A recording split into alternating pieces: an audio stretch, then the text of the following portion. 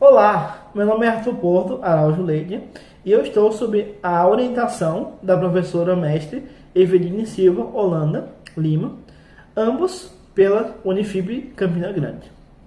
Irei apresentar um trabalho intitulado Videogame e TDAH, uma revisão da literatura na área do conhecimento, neurociência cognitiva e comportamento.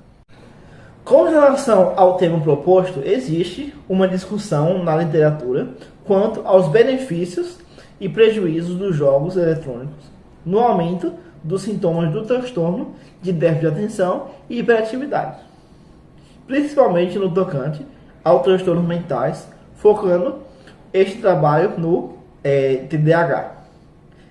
Tal transtorno de neurodesenvolvimento tem como característica essencial um padrão persistente de desatenção e ou hiperatividade e impulsividade, que afeta o funcionamento ou desenvolvimento.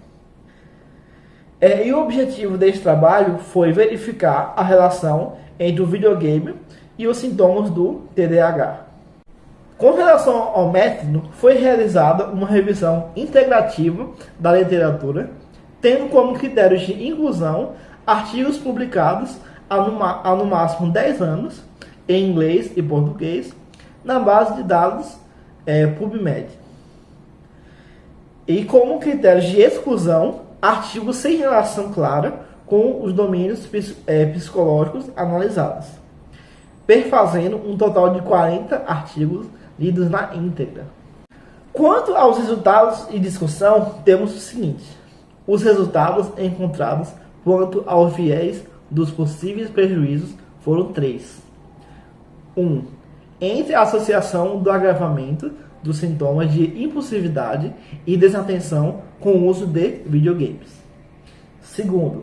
A correlação estatisticamente significativa entre maior frequência do uso de jogos digitais e sintomas subsequentes de TDAH. E 3. A integração negativa dos jogos como sintomas, como baixa tolerância à frustração, irritabilidade e labilidade do humor. Já em relação aos possíveis benefícios, os jogos podem ser uma possibilidade de tornar intervenções cognitivas mais atraentes e envolventes, e levar a um maior envolvimento quando comparados ao treino cognitivo formal. E no tocante à neuroplasticidade, percebeu-se efeitos positivos e negativos.